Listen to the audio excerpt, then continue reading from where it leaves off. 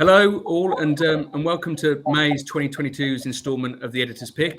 The Editor's Pick aims to catch manufacturing and engineering professionals up with the latest industry news. My name's Alex Barnett, and I'm Head of Business Development here at OGL Group. We specialise in fully managed IT and cybersecurity solutions, and we're dedicated to supporting and protecting UK manufacturing. Today, I'm welcomed by three guests, my fellow peers from the Maiden Group community. Firstly, I have Rupert Wintermore, Director of Zebra Machinery Worldwide, and he will discuss how his company's helped an ironmonger increase capability and ramp up production.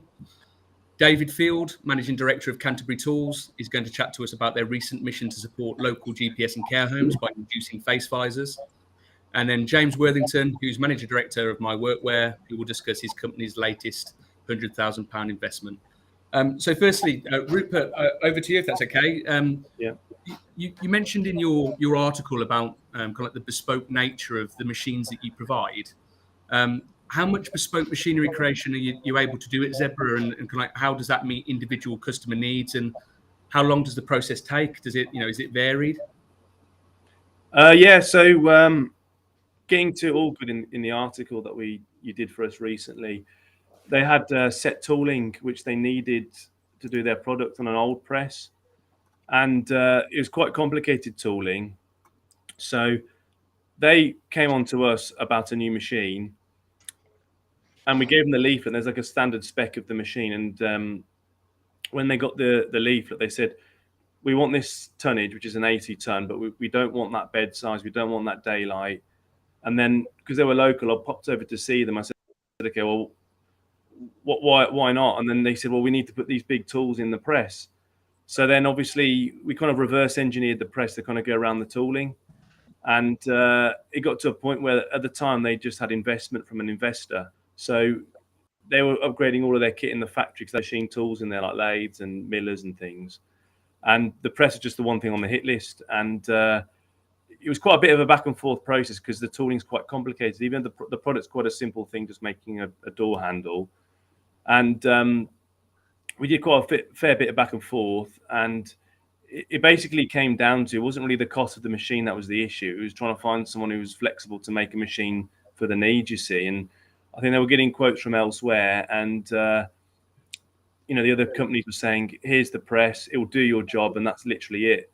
Whereas we were a bit more saying, well, you tell us what you need, and then we'll show you what will do what you need to do. And then by the end of it, they basically felt like Zebra and All Good. We were side by side, and we together we got to the destination of getting ultimately the press they wanted to do their product, you see.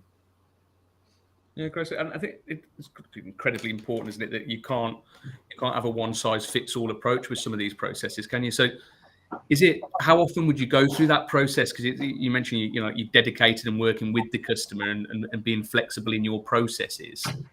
How long would you spend with that customer or to identify those needs and ensure it's the best fit?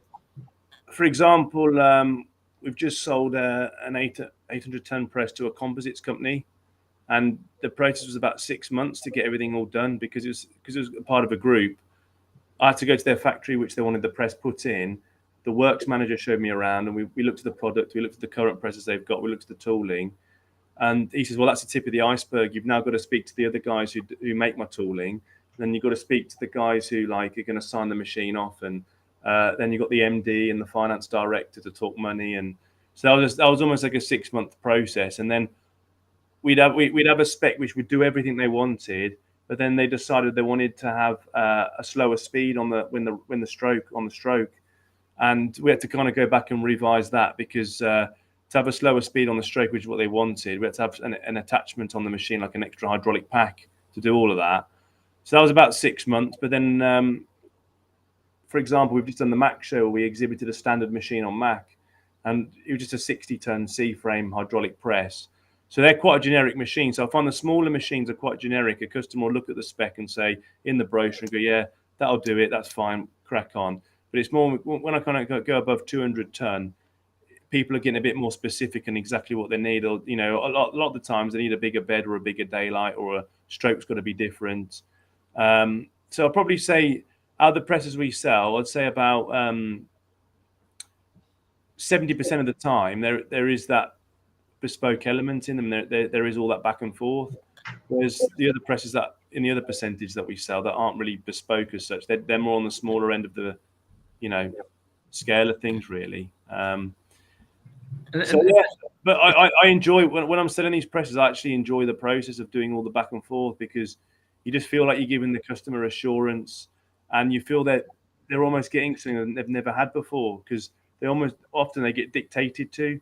Whereas I like going on I feel like I'm on their journey, getting things bespokely done in their way, and so for me it's part of the process, and I do enjoy that bit of it. Yeah. Yeah, great. And have you noticed that it's kind of like changed even more so over recent years? I don't know, following the pandemic, or companies that are extending their lines, doing more products. Have you seen that bespoking process? Well, with that composites one, yes, because he said to us, when we get this press delivered in a few months' time, if it does what we want it to do, for the next 5 years, every year we'll give you an order of another 800-ton press for the next 5 years. And he said that's basically an influx of COVID has ramped up his production. But some of the other customers, unfortunately, they've slowed down. So it's like feast and famine, really. Some are benefiting and some aren't, Yeah, I think obviously that goes testament to the fact that if you put the work in up front and be flexible and work with the customer, that you get that repeat business off the back of it, which is obviously a very good thing. And how important is it? So you local in Birmingham, you're supporting local businesses, such as you mentioned in the article. How is that important? How important is that to you in terms of supporting local where you can, sourcing materials and products from them where possible? Yeah, that's the plus side. It's obviously supporting local industry, and because all good on our doorstep as well. If a customer wants to buy a press, they can come and see me and my premises and what I've got in stock, and then we can take them down the road to a user. So they're basically meeting somebody who is on their journey, but they're already beyond that. They're like 5 years down the line, but I'll take them into All Good, who are in the article. If I'm quoting a small sort of C-frame press, if I'm quoting like an 800-ton H-frame or bigger, I've got a customer in Warwick who's also obviously in the Midlands. So depending what I'm quoting, depends what user I take customers to. And again, most of these presses we've sold are all doing British products, like Jaguar Land Rover's a popular one. I mean, the bigger presses we've sold is all subcontractors that do press work for JLR, and we've probably got about 8 or 9 companies in Coventry way that have do subcontract press work for Jaguar Land Rover. So like skid pans, car body panels, all that sort of thing. And so all good in the article. Yes, they are a good sales reference for us because they're another user. They've had about 6 or 7 years of the machine, and it was quite a heavily bespoke machine. So there's a lot of good points there, but it's only an 80-ton machine. So if I'm quoting somebody a 500, 600, 800-ton machine, that's probably no good for them. So then I'll take them down to Warwick, and again, it was a much bigger tonnage machine. It was about 750, I think, but we had to make a bigger bed for him because we started off the quote for a 700-ton press, but then midway through the quotation stage, he got an order from a customer to do all this extra press work, and they were going to give him all the tooling, and the tooling was a lot bigger than what the original spec he wanted. So midway through the process, we had to change the spec, but we're flexible. We did all that, and then we made a bigger bed for him, and then obviously got the machine commissioned and delivered and installed, and that work still carried on. So if he hadn't have gone like a last minute change on the bed size, he might not have got that work. But because he understood that we're quite flexible and we can work around things like that, he went with us in the end. Yeah, great. Good. Well, wish you the best of luck for the rest of the year and beyond. I'll let you go now, Rupert. I think because you've got to jump on a couple of the things. But thank you very much for your time. Yeah, thanks again. Appreciate that, and all the best in the year ahead to everyone as well. Yeah. Thanks, Rupert. Take care. Cheers. Cheers. So on to yourself now, David, if that's okay. Regarding your article of how you're able to change your processes to help during the pandemic, but it mentioned that you saw an appeal on LinkedIn to help with open source Pfizer headbands in the healthcare industry. Yeah, I saw an appeal by a lady called Kirkby Dowler, who was the design and technology teacher from John Taylor School. They were actually laser cutting these visor headbands and shields. And she said we were sort of doing like 8 an hour. And we've got sort of orders for like 2,000-3,000. Well, not really orders. We've got requests for 2,000-3,000. I thought to myself, well, we could make a tool for this, and we could be producing sort of 350 an hour. So kind of increase the. And it was funny because we'd actually just sort of shut to go into lockdown, and it was literally that night that I saw it. And I did the design on the tool. Sort of finished it sort of 2 o'clock in the morning. I rang some of my guys up, and then we were literally cutting metal the next morning, and we were making parts 3 days later. And they'd actually procured some material from a company called Polypipe, who manufactured it, because obviously they make pipes and stuff, but they'd actually managed to extrude some flat material. So sort of all of a sudden, sort of a ton of this material turned up, and we were away making tooling, and then we followed on to make the shield tooling, which was the clear shield. We actually procured that material ourselves, and I think we ended up. We actually partnered with a couple of our customers who, in the end, ran the tooling for us, because obviously they're more set up for a company called APS Metal Pressings and a company called Bollier Engineering ran the 2 tools for us, and in the end we made sort of 15,000 visors, like in quick time, sort of 2 weeks, which were all assembled by sort of schools all over the country and then sent straight into hospitals, sort of all over the country.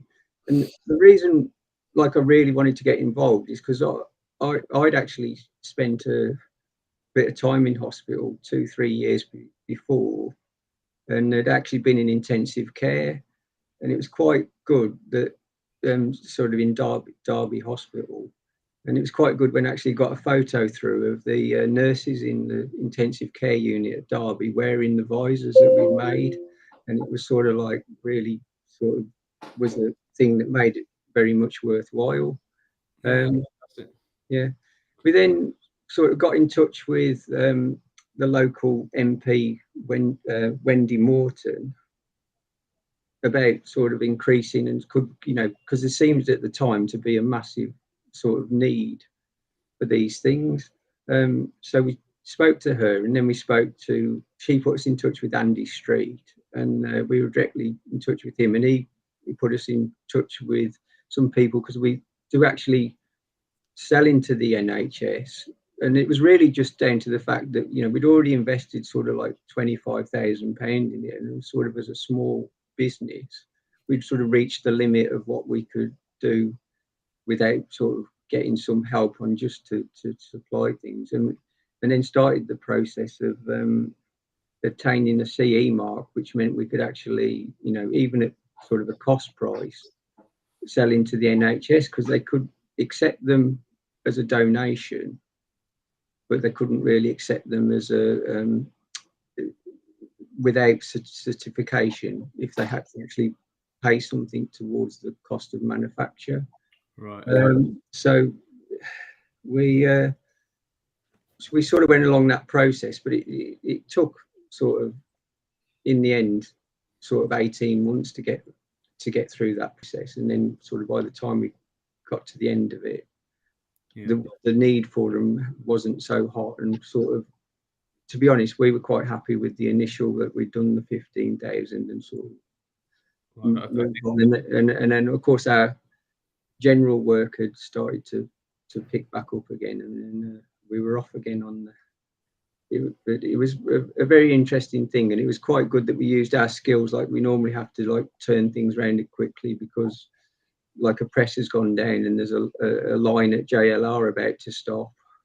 And to actually use that for the things we'd learned over the years to actually produce something quickly that was needed was a real love.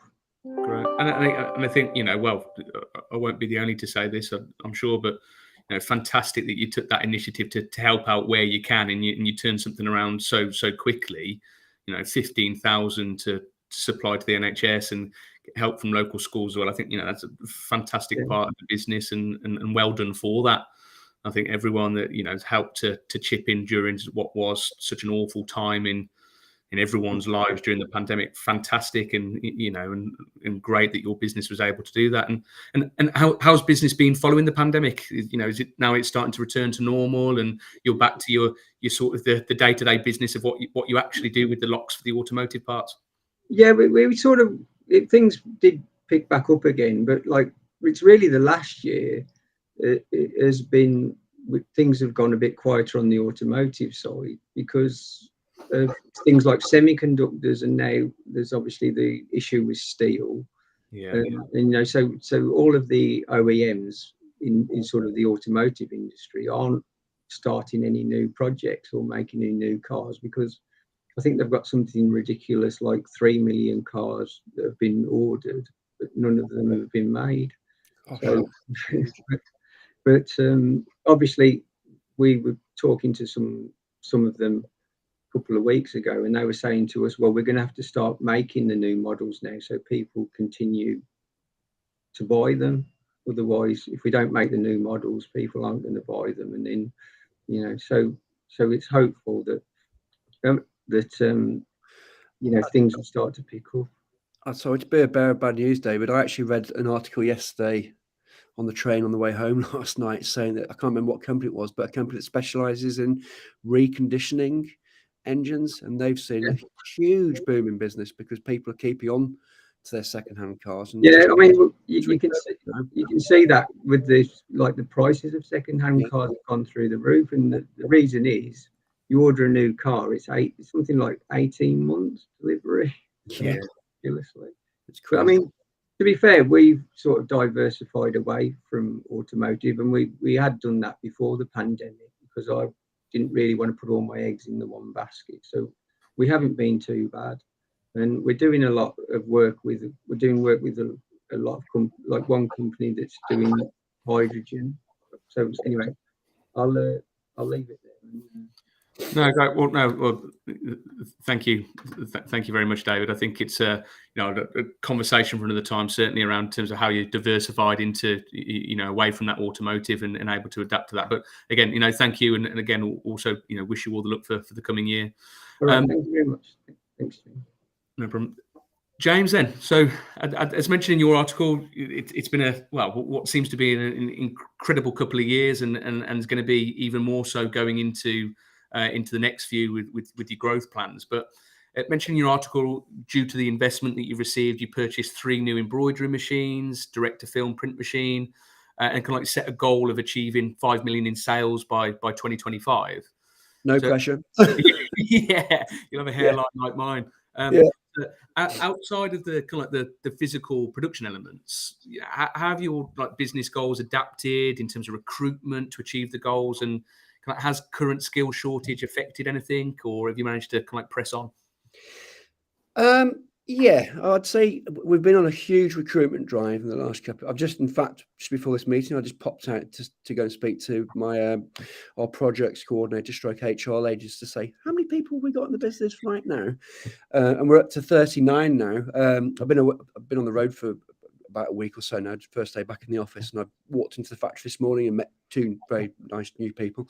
So we've and I think it was 3 years ago we were on 14 people. So there's been a really big recruitment drive this end, and we've been able to do it by a number of ways, really, and it hasn't been easy. Definitely, we've interviewed a lot of people.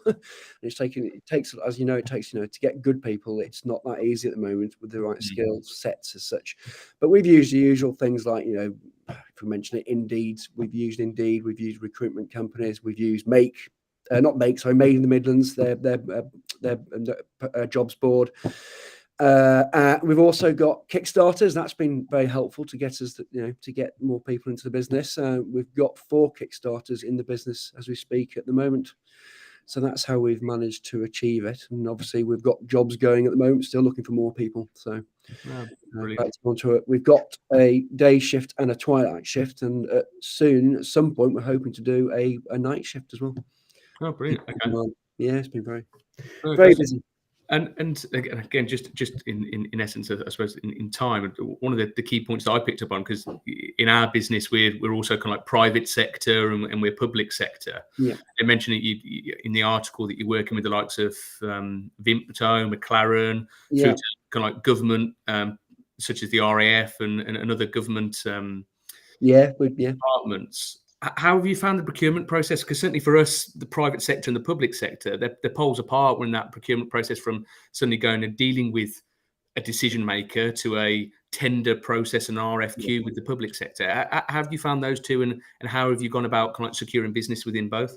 Yeah, in answer to your question, funny enough, some of these big companies, there aren't any tender processes, and we've been, it's just been literally they've either seen it through social media or they've seen an email or an advert or something, and it's been quite a straightforward process. But like as you say, then other companies, especially your bigger PLCs and stuff, there is a tendering process. I suppose we've been doing tenders now for like the last 2 or 3 years, and we're getting better at it, but it's a lengthy process. We've got like a work in process tendering document now that obviously gets updated all the time to try and make the process quicker. But as a company, we're registered on various tendering portals now. So obviously as these tenders come in, we get notified via email, and then we start the conversation that way. And then obviously there's a lot of forms to be filled in. If you get past stage 1, then there's lots of emails back and forth. Then you might get to a few Zoom calls, and then eventually, hopefully, to try and close your deal, you'll get invited in 1 or 2 times to go and see these people. So in fact, that's one of the things I was doing last week with a big company. Got down to the final bit, fingers crossed, and went to meet the management team last week and present the workwear to them. And we're just waiting now, so fingers crossed on that. Oh, best of luck with that one. Thank you. Well, again, I wanted to ask plenty more questions, but I think we're pretty close on time, unfortunately. So thank you for your thing, and good luck with your growth plans. I'm sure you'll be well towards that with what you've got to 50% last year from a 20% the years on before that. So best of luck with everything, James. Great, thank you. And again, I'd like to say big thank you to Made In Group for having us on the Editor's Pick today, and thank you to all the guests, Rupert, yourselves, David and James, for joining me. Make sure to check out next month's Editor's Pick, where the next editor will be taking through their top picks of the month. So thanks again, everyone. All right. Thank you very much. Thanks. Have a good day.